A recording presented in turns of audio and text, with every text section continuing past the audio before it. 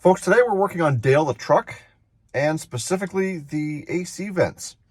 They don't seem to be pointing where they're supposed to.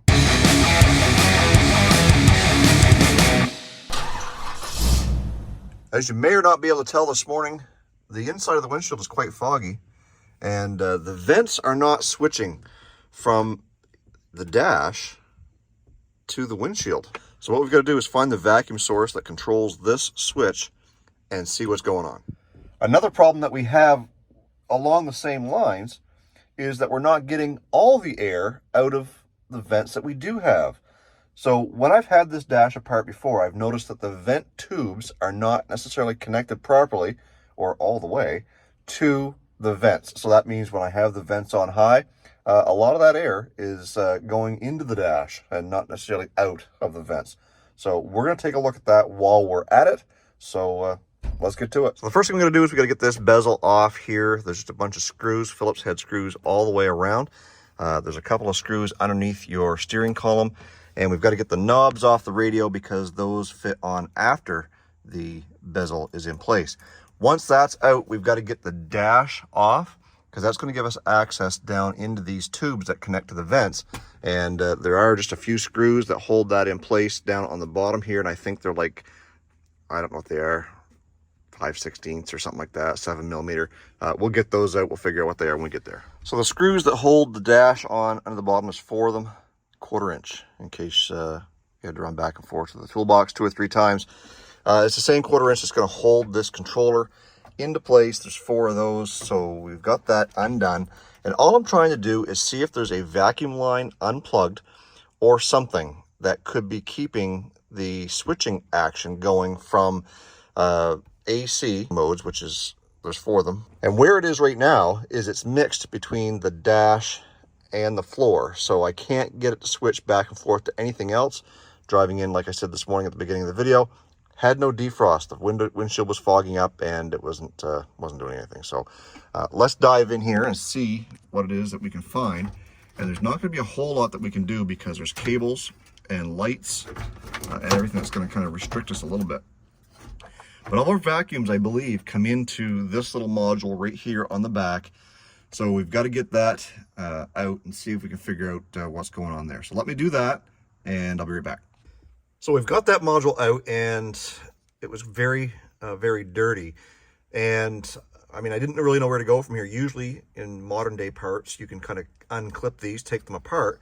But this one here, all the whole thing is like plastic welded together. See if I can focus here.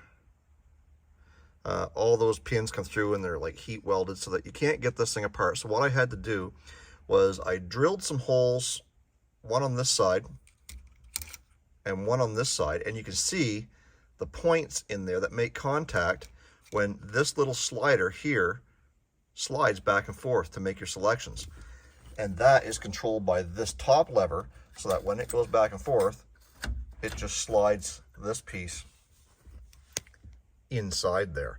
So we've sprayed it all out with some brake cleaner, and what I'm going to do is I'm going to spray it down one more time, and then we'll take the air to it, blow it all out nice and dry. Try putting it back together. I don't know if this is the problem. I'm only guessing. While I was in here, I did check on this connector, which connects into the back of that module, and there's 2 little flat clips that go onto these studs, and I broke one taking it off, so I'm going to find the nut maybe to screw on there. That's what secures it in there, making sure that it's a good vacuum seal.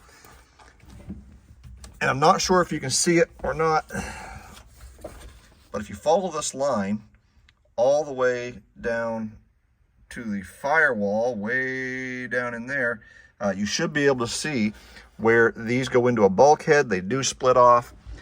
Down underneath there, there's actually a T right there that controls the blend vent, which will recirculate your inside air down in that corner. And there's one that goes through the firewall to the outside. I've checked all of that. And the one that goes out to the firewall is actually your main source, I believe, of vacuum coming in. I can't figure out what the issue is. This seems to be about the only mechanical portion of the whole device besides that valve, and I believe there's another one down here. But I've pressed on them. They seem to be working. Let's go clean this out one more time. We'll put it back together, plug everything in, and just see if anything changes. If it does and we're fixed, fine. We'll put her back together. If not, then we've got to kind of dig a little deeper. Could be this piece here. Could be one of those little valves. I don't know. Anyways, let me get this thing cleaned up.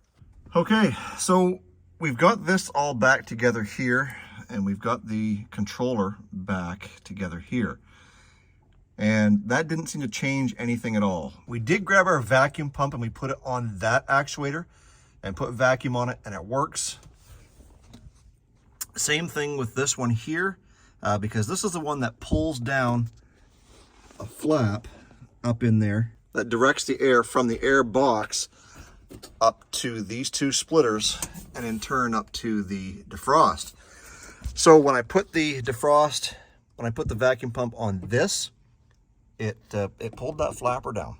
So that leads me to believe that we don't have vacuum under normal operating conditions. So I took my vacuum gauge, I hooked it up to the vacuum reservoir here, and I had an awful hard time getting it to hold any vacuum. So when I grabbed this piece here and held it really, really tight, it would actually take vacuum. So I'm going to clean this off. So this little piece of rubber, as you may or may not be able to see, is split on the end. And I don't think it was holding a vacuum because it's what goes on top of that little nipple there and then holds the vacuum line. So I've got to find a piece of tubing here that will connect that small line to that little nipple there.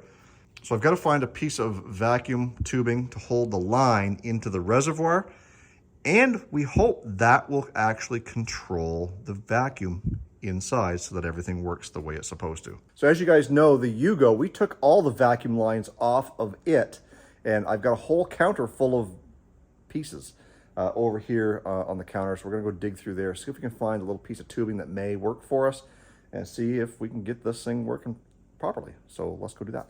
And if you don't have one of those vacuum gauges in your toolbox, you've got to get one. Helps with little things like this. So I'm going to leave a link down in the description box down below to my Amazon affiliate so you can grab one. So we did manage to find a little piece of vacuum. We've got it on there. We hope that that is going to be what facilitates fixing the vacuum leak or vacuum issue we had under the dash. And speaking of under the dash, while I was under here, I come in one day and there was antifreeze setting underneath the rocker here. You can see it's a little bit damp there. Yeah, the floor is wet. The heater core is leaking. We've got to get that fixed before we can do anything else to check that vacuum, because at this point, I can't run the vehicle simply because I've drained all the antifreeze out of it. So heater core is what's next. And so you guys are going to have to stay tuned to the next video to find out A, how we're going to change this heater core, but B, to see if we found the vacuum leak on Dale the truck so that the heater control will switch from defrost to vent to floor. So I hope you guys stuck through this video this long, but we're gonna have to break it up. We got a big job ahead of us with this heater core. It's actually not that bad. I've done one before about 20 years ago. Hopefully we'll remember how to get in there and get this thing all fixed up and back together. Be sure to tune in to the next video. Hopefully that'll be out very, very shortly, and we'll get to that. And folks, if you're not yet subscribed to Olde Carr Guy, now's the time to go click that subscribe button. We're so close to 20,000 subscribers here on YouTube. And it means a lot to me if you just click that subscribe, hit the bell notification. It's all free. It doesn't cost you a cent.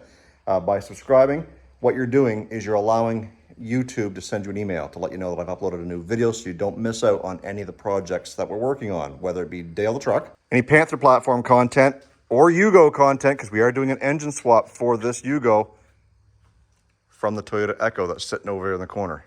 In fact, that's the engine on the stand. With fall approaching very quickly, we'll be back onto the Yugo project. We got a few things to get looked after here on Dale the truck. That seat's got to come out so we can get the carpet out.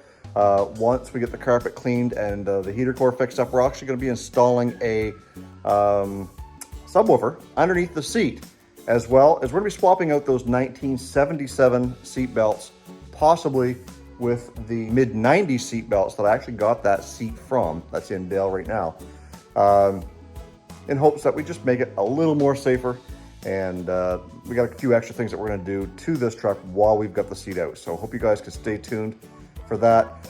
Thank you so much for watching this video. Thank you so much for subscribing and sticking with and supporting Olde Carr Guy. You can support me in other ways than just watching these videos by buying some t-shirts and some hoodies or whatever you want. First link in the description box below. Be greatly appreciated, guys. Stay focused on the windshield, not the rearview mirror. I love you. God bless. Let's do it again real soon.